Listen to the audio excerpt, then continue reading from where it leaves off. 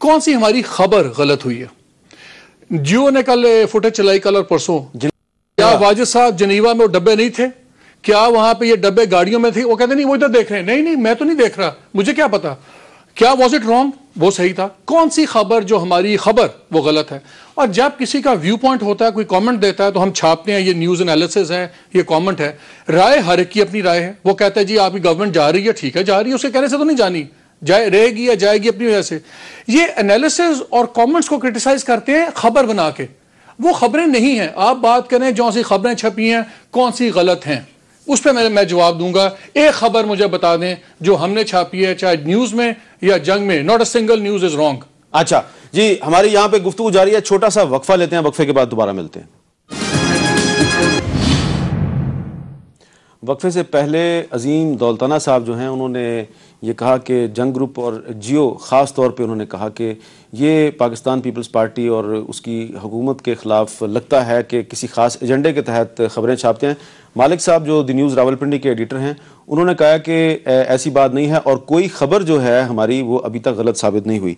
मिसाल दीजिए मालिक साहब ने, दौलताना साहब, उन्होंने कहा कि ये जो अब जिनेवा में बड़े बड़े बॉक्सों में दस्तावेज़ात भर के और उनको ट्रांसफ़र किया गया, ये खबर जियो पर और जंग में और द न्यूज़ में आई, क्या ये खबर गलत है? नहीं जी, मैं इस पर कोई उस तरह डिनाई नहीं करना चाहूँगा या क्या ना, इसको मैं एक्सेप्ट करना चाहूँगा। और मैं तो ये वाली बात कहता हूँ कि तकरीबन ये केसेस 10-12 साल से ऊपर के हो चुके हैं। और अगर 10-12 साल के अंदर पता नहीं इसमें क्या रिजल्ट ओरिएंटेड बात निकली है जो आज बड़ी टेंशन होगी कि ये पता नहीं बक्से कहीं चले गए 12 साल के बाद या इतने सालों के बाद, तो उसमें उन्होंने अभी 10-12 साल के अंदर तो कोई हकीकतन कोई उसका रिजल्ट प्रोड्यूस हो नहीं सका। और मैंने ये वाली बात ऐसे नहीं कही शायद कि पीपल्स पार्टी के खिलाफ, मैं ये वाली बात कहता हूँ कि हुकूमत के खिलाफ। शायद जब जनरल मुशर्रफ थे तब उनके खिलाफ भी ऐसे ही प्रोपेगेंडा हो रहा था।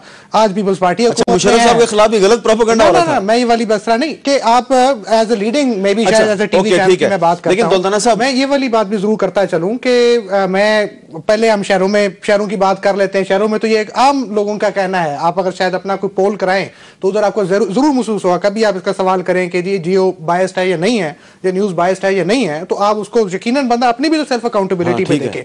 मैं उसमें एक और बात, और अब तो मैं गांव पिंडों में जाता हूं, मैं तो गांव पिंडों का सियासतदान हूं। वहां के लोग मुझे कहते हैं कि देखो जी ये जियो ने तो एक ही काम पकड़ा हुआ है। तो शायद अगर आप लोगों से पूछेंगे तो लोग भी आपको इस तरह का कोई जवाब दे देंगे। मैं नहीं अपना मसला ये है कि अगर कोई दूसरा बात नहीं कर रहा, अगर कोई दूसरा चैनल खामोश है या दूसरा अखबार नहीं छाप रहा और हम एक बात कर रहे हैं तो क्या ये गुनाह है? मेरा तो ख्याल है जो हम चीज़ें कर रहे हैं सबको करना चाहिए। हमारा काम है एक ओवरसाइट करना, हमारा काम है हुकूमत के ऊपर नज़र रखना क्या हो रहा है। अब ये भी हमारी बुराई बन गई कि जी आप लोग ये क्यों कर रहे हैं, बाकी तो नहीं कर रहे। भाई बाकी नहीं कर रहे तो उनसे बल्कि ये पूछें कि बाकी क्यों नहीं कर रहे। अच्छा, एक यहाँ पे मैं आपको याद दिलाना चाहूँगा, एक मिसाल भी पेश करूँगा कि हम बाज़ औक़ात कुछ ऐसे आपके वादे भी आपको याद दिला देते हैं जो कि आपको अच्छे नहीं लगते। अब हमारे इस प्रोग्राम में आपके कई जो फेडरल मिनिस्टर्स हैं उन्होंने पिछले 1-1.5 साल में बहुत से वादे किए और डेडलाइंस दी कि फ़लाँ डेडलाइन तक हम फ़लाना वादा पूरा करेंगे, लेकिन लगता यह है कि वो वादा पूरा नहीं कर पाएंगे। अब अगर हम उनको वो वादे याद दिलाएंगे तो फिर आप माइंड करेंगे, आप कहेंगे साजिश हो रही है। ज़रा मैं आपको बताता हूँ कि हमारे इस प्रोग्राम में वफाकी वज़ीर बराए पानी और बिजली राजा परवेज़ अशरफ साहब ने और उसके बाद एक और फेडरल मिनिस्टर बहुत ही काबिल एहतराम जनाब खुर्शीद शाह साहब ने क्या वादे किए थे इस दिसंबर 2009 के बारे में। और ये कहा था कि जब ये दिसंबर 2009 इख्तिताम को पहुँचेगा तो पाकिस्तानी कौम खुशखबरी सुनेगी लोड शेडिंग के ख़ात्मे की। पता नहीं 31 दिसंबर तक ये वादा पूरा होगा या नहीं, लेकिन क्योंकि दिसंबर शुरू हो गया, दिसंबर आ गया, तो हम आपको आपका वादा याद दिलाते हैं और फिर अजीम दौलताना साहब से पूछेंगे कि उन्हें ये जो हमने वादा याद दिलाया अच्छा लगा या बुरा लगा, ये साजिश लगी या साजिश नहीं लगी। आप देखिए कि हमें क्या कहा गया था। आप इस पे दाद दें जी, आप इस पर खुश हो। राय साहब, मैं आपको दाद देता हूं, मैं इस पर खुश होता हूं।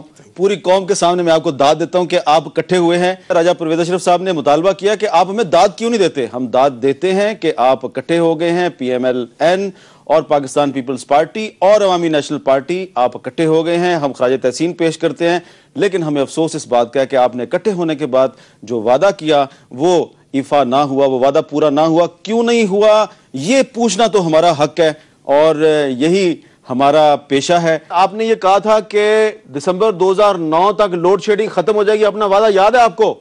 बिल्कुल, मैंने ये कहा था और मैं अब भी इस बात पे कायम हूं कि 2009 के आखिर तक, दिसंबर तक इंशाल्लाह ताला हमारे पास इतनी बिजली सिस्टम में आ जाएगी जितनी हमारी जरूरत है। आप अभी तक कायम है 31 दिसंबर वाले बयान पे? इंशाल्लाह ताला हमारी भरपूर कोशिश नहीं है, सर तोड़ कोशिश है कि अच्छा, 1 जनवरी को मैं जरूर आपके पास आऊंगा और फिर आप मुझसे पूछेंगे कि शाह साहब ये आप पट्टी चलाएंगे, तो मैं इसलिए जिम्मेदारी आई अप्रिशिएट योर स्पिरिट। 1 जनवरी 2010 को आप मेरे प्रोग्राम में आएंगे इंशाल्लाह, लोड शेडिंग खत्म हो चुकी होगी इंशाल्लाह ताला। मैं आपको इसलिए कह रहा हूं कि ये चीजें हमने देखी हैं और उस पर ब्रीफिंग ली है जी, और इंशाल्लाह हम खत्म करेंगे जी।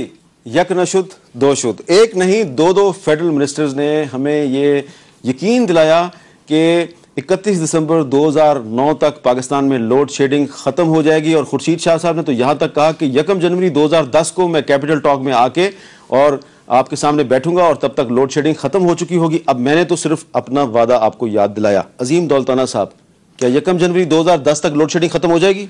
यही आपकी खूबसूरती है आमिर साहब कि आप कोई बात जाने नहीं देते और आप माशाल्लाह रिकॉर्डिंग भी पूरी रखते हैं और उसके ऊपर आप बहस भी पूरी रखते हैं अपनी।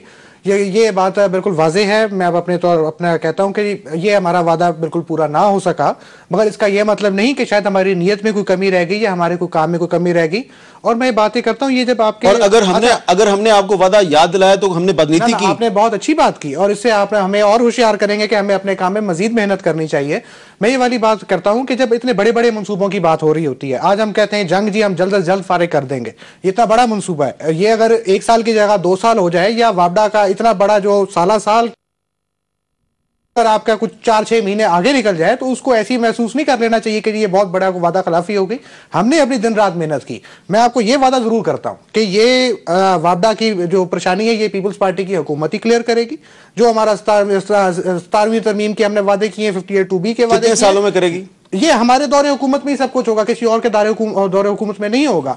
पिछली हुकूमत ने जो भी इस मुल्क के साथ जुल्म किए ना किए, जो मरम पट्टी करते हैं वो हमेशा पीपल्स पार्टी की हुकूमत ही। मालिक साहब, जिस गवर्नमेंट का ये फैसला कि आपने रेंटल पावर करनी है या नहीं करनी, वो भी एडीबी की टीम ऑडिट करेगी और बताएगी उन्होंने क्या फैसले कर रहे हैं। ये कैपेसिटी क्राइसिस है, मसला यही है।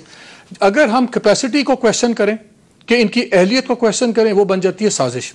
अगर हम इनकी हरकतों को, जो गलत हरकत है उसको एक्सपोज करें, तो वो बन जाते हैं कि हम किसी के आलाकार बने हुए। ये फैसला कर दें। हमें तो पता मीडिया का रोल क्या है। मीडिया का रोल है जो हो रहा है वो बताएं, जो नहीं होना चाहिए वो भी बताएं, कौन कर रहा है ये बताएं। ये फैसला कर दें कि क्या चीज साजिश है, क्या है। अगर हम तारीफ करें तो फिर मीडिया ठीक है, अगर हम जो चीजें हो रही हैं उस पर बात करें तो वो साजिश है, प्रोपेगेंडा। इसमें मैं एक और चीज ऐड करना चाहूंगा वापडा के पॉइंट ऑफ व्यू से। जब जनरल मुशर्रफ की हुकूमत गई है और उस टाइम पे क्यू लीक की गई है, उस टाइम पे तकरीबन 350 अरब था जो वापडा ने आपके IPPs का देना था और पाकिस्तान पीपल्स पार्टी ने वो 1-1 रुपया उतारा है। तो ये एक बहुत खराज तहसीन वाली बात है, ये भी अवाम को पता होना चाहिए। ठीक है कि लोड शेडिंग इतना बड़ा क्राइसिस है जो हमारे पास कोई जादू ये दूसरी बात चली जाएगी। ये इतना बड़ा स्कैंडल है जो आपने IPPs को पैसे नहीं दिए और जो रेंटल पास ला रहे हैं, जो आपका रेट हमने पैसे दिए हैं। एडीबी क्यों आया बीच में? एडीबी क्यों आया? इसलिए आया कि आपके अपने फाइनेंस मिनिस्टर इस प्रोजेक्ट के हक में नहीं है। उन्होंने अपोज किया कैबिनेट मीटिंग में। ऑन द रिकॉर्ड कोई नहीं मानता। ऑफ द रिकॉर्ड बात यह है कि इस रोकने के लिए रेंटल पावर के स्कैम को, इस स्कैंडल को, ये एडीबी को बीच में इन्वॉल्व किया गया कि चलें कोई और तीसरा आगे। अच्छा, या मैं दोबारा मुजीबुर शामी साहब से बात करूंगा। शामी साहब, आप सुन रहे हैं हमारी बात? हाँ, सुन रहा हूँ जी। शामी साहब, यहाँ पर बात हो रही है, अजीम दौलताना साहब नौजवान पार्लिमानी सेक्रेटरी बराए इंफॉर्मेशन और रुकन कौमी असम्बली हैं, अवाम के वोटों से मुंतखब होकर आए हैं। उनका ये कहना है कि हमारी तरफ उनका इशारा है, हमारे ग्रुप की तरफ, वो ये समझते हैं कि हुकूमत के खिलाफ हम कुछ किसी मखसूस एजेंडे के तहत, साजिश का लफ्ज़ उन्होंने इस्तेमाल नहीं किया, लेकिन उनका कहना है कि हम बाइस्ड हैं। और वो कहते हैं कि आप शहरों में चले जाएं, देहातों में चले जाएं, हर जगह पे ये बात हो रही है। अब आपका ताल्लुक तो हमारे ग्रुप से नहीं है, आप जरा ये बताइए कि ये इंप्रेशन अगर इनके दिलो दिमाग में है या इनके साथियों में, तो ये क्यों है, सही है, गलत है, और ये इंप्रेशन कैसे दूर हो सकता है? देखिए मीर साहब, एक बात तो यह है कि अजीम दौलताना साहब माशाल्लाह अच्छी गुफ्तगू कर रहे हैं और कई वजीरों से अच्छी गुफ्तगू कर रहे हैं, हालांकि पार्लियामानी सेक्रेटरी हैं, तो इसकी तो इनको दाद देनी चाहिए। बिल्कुल ठीक है। जहां तक इनकी ऑब्जर्वेशन का ताल्लुक है, जाहिर है कि जाते होंगे वहां